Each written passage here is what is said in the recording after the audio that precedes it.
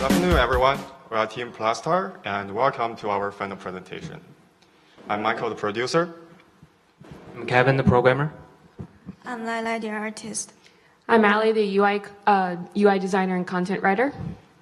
JZ, UI and UX designer. Ewan, the programmer and co-producer. Our clients are two professors from the School of Architecture, Carnegie Mellon University, Professor Joshua Bard and Professor Francesca Torello. Our instructors are Shirley and Heather. We are creating an architecture-based AR museum experience on Google Tango to attract and educate visitors at Carnegie Museum of Art. This is the view of the Hall of Architecture, with the second largest plaster cast collections in the world. This is the place where we will implement our application.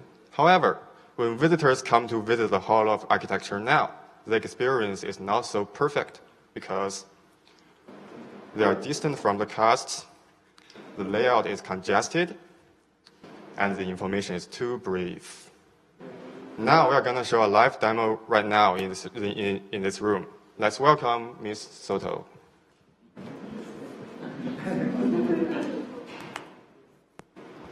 Okay, so Ms. Soto is visiting Carnegie Museum Hall of Architecture, and now she's checked out one of the machines that we provide in the counter, and now she's going to start the experience. The live stream, so we will just try to restart.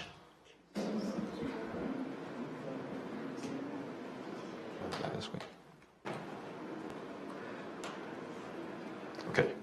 Yep.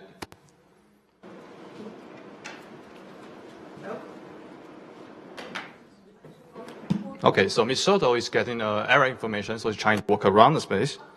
Okay, now she gets the live view. Okay, so she wants to check out the Tower of Wind, the cast of Tower of Wind. And she hit the navigation bar, and the marker actually guides her to the marker. Now she scanned the marker, and there's a brief information of Tower of Wind's cast. And she can click on cast details to know more about the cast. And now she's looking at the cast models. She can rotate the cast model, and she can click on one of the hotspots that she's interested to know more about this particular part of this cast.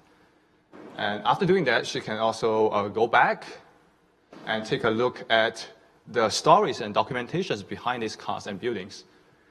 And she look at these different time periods, and she choose one of the time period that she's interested in, 37 BC.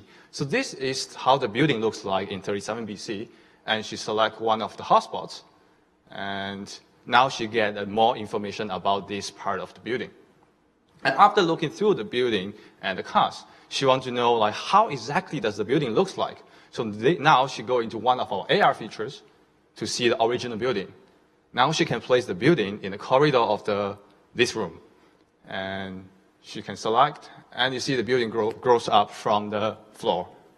And she can she can zoom in the size of the building, scale the size, and also you can use the bar on the right to scale the size, and rotate, and also she can use the ghost view to see where the cast is. So as you can see, the blue color highlighter is the cast. And after that, she wants to take a picture and send it to herself as kind of like a memory. So she took a picture. Cheese, everyone.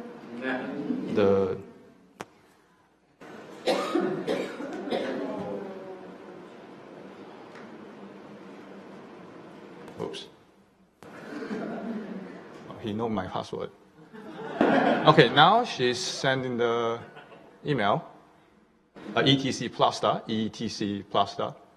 So she's killing the email at gmail.com.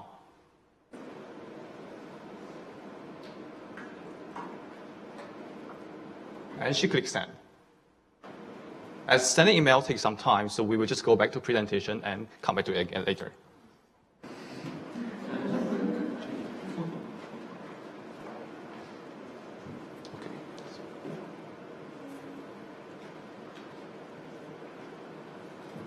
Okay, our project matrix is interactivity as well as documentations, whether we provide an interactive experience for the players and whether we provide comprehensive documentation for visitors and also for the developers and for the museum creators in the future so that they can add in more costs and more details.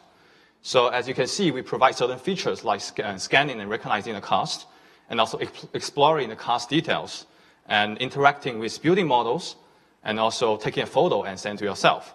And also you can read the background stories of the cost. With these key features, we believe that we have made an interactive experience for the visitors.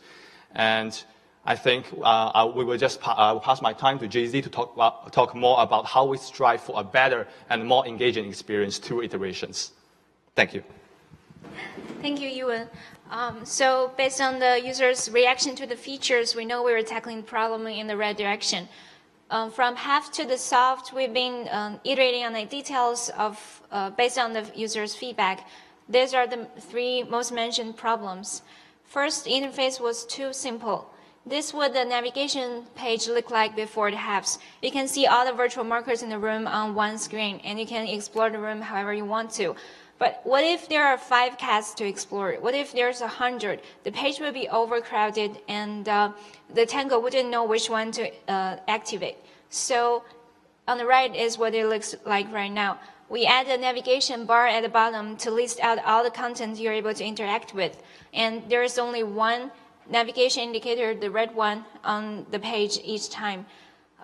Without taking away so much freedom, now the design is so much cleaner, also expandable, since the museum can add to the list if they want to. Also, we made several changes on the interface, minor changes, like we switched to a higher contrast color swatch to make the buttons stand out from the museum's environment. Also added drop shadow for the same reason.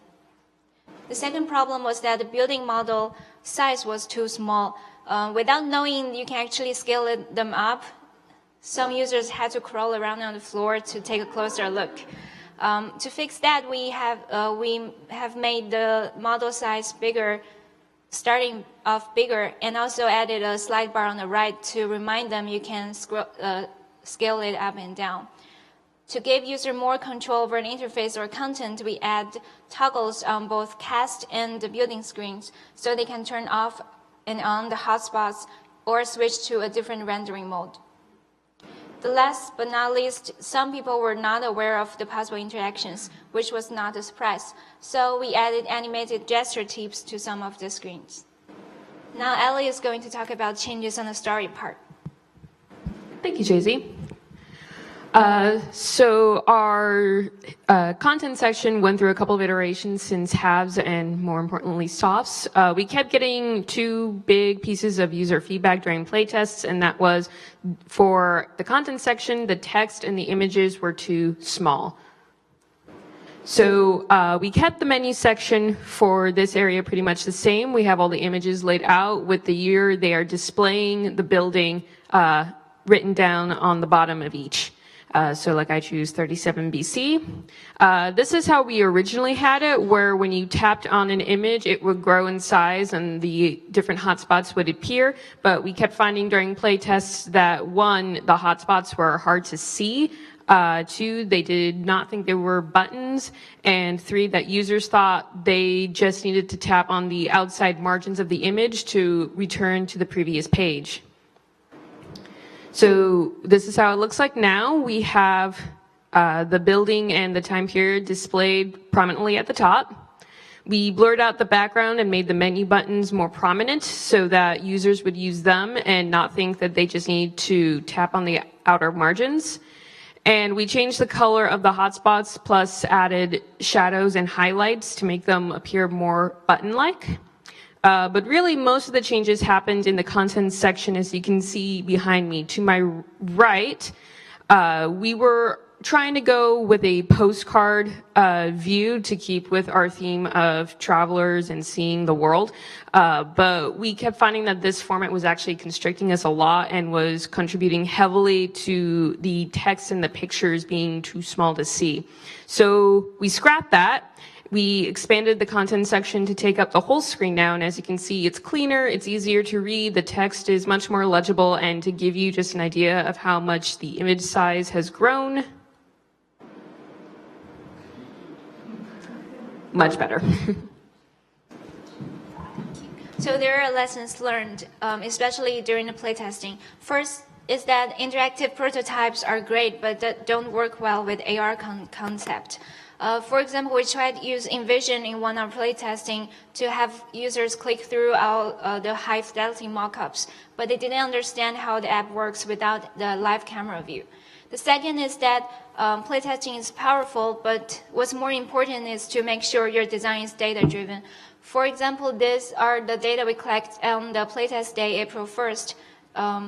These are all the feedback we collect from our notes from the users. We made a list ordered by the number of times they were mentioned, and we chose to prioritize the top ones on the list to make better use of our time and fix the major problem. With all the mentioned changes, we're confident to check off interactivities from the metrics. Now Lala is going to talk about the documentation of 3D art. Thank you. So how does PlastAR provide documentation and feature for further development? This semester, we get a lot of assets from our clients, which includes location data, custom model, text and image archive, and also building model. This also causes many problems. For example, it makes the 3D modeling more complicated. So we now have rendering documentation for this. So which means if our clients want to add casts to our application in the future, they can use this. For now, we have 19 pictures for each cast, which means the player can see the cast in every 10 degrees. We also have the 3D model for the building models where the cast originally from, which means the players can know the location and the history of the cast better.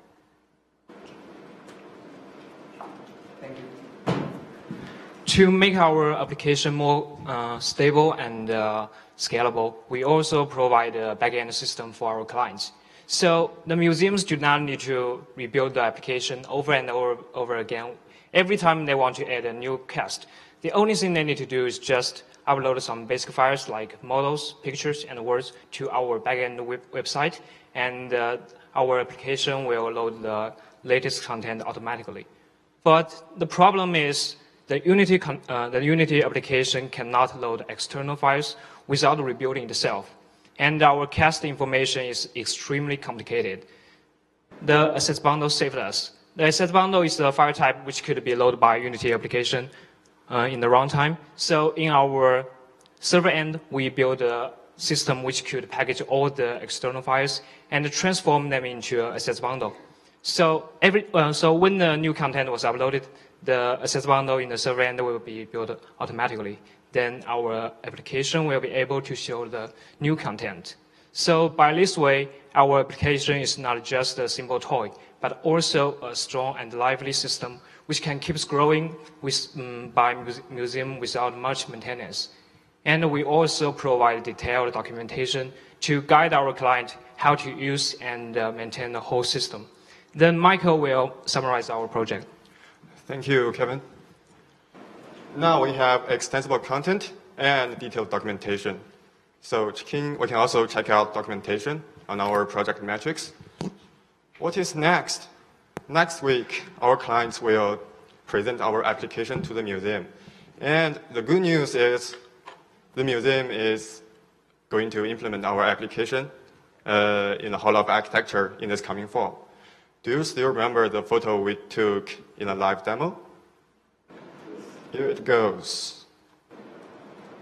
So you will have a photo like this one. If you want to have a photo of your own experience, please remember to drop by at Carnegie Museum of Art in this coming fall. Thank all these people for helping us during this whole semester. We are Team PlastAR, and we are making an AR museum experience at Carnegie Museum of Art. Thank you. We are now open for questions.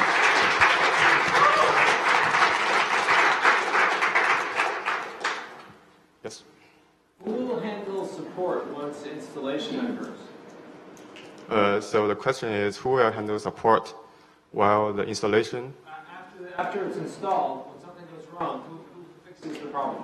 Oh, I think we will, because they can email us.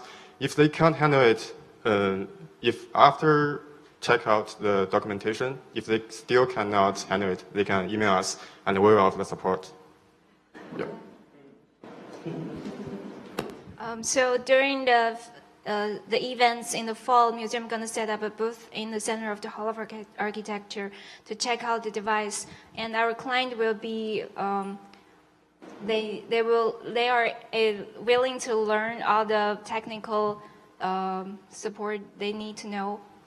So basically, our client, and we are always willing to help too. Yeah, I have a question. In the models, you may have covered, but I didn't see it. In the models, do you have like a human person there to scale against the model relative to the size of the model, so we get a sense of scale?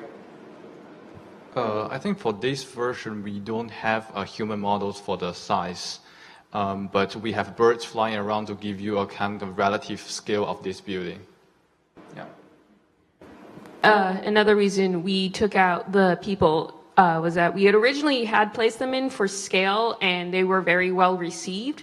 A little too well, actually. We were finding users were more interested in the people and what they were doing than the buildings and the plaster casts themselves. It was just proving to be too much of a distraction, so we removed them for the time being. How long is this planned to be an installation, and what happens if someone accidentally updates the Google Tango? Does the application still stay intact?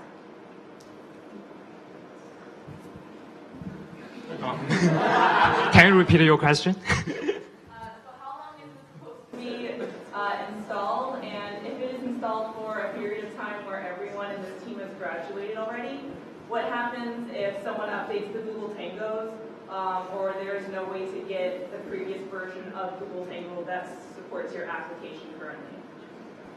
So I think the question is the same as the previous one, that whoever gonna support the project after we graduation, something like that. Can you help me?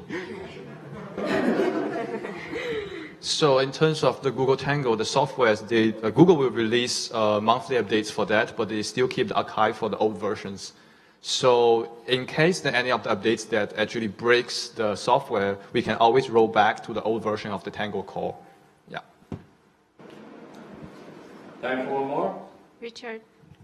I was a little curious, I didn't quite get it from seeing the presentation. In which places in the experience are you using AR? Is it just when you place the image on the floor and take a picture of it, or are you looking around using AR detection in other ways? So the question was how much AR is in this app. In the navigation view, like they start off with the AR concept. So you have to find the virtual markers in the room, which use the Google Tango indoor area learning techniques. And also in the building model section, you can walk around the virtual building and take picture with it, like of it with your friends. So, but the story part and the cast, we took away the camera view because it's much easier to display the information, because education is also one of the goal of our app. All right, thanks, team. Thank you.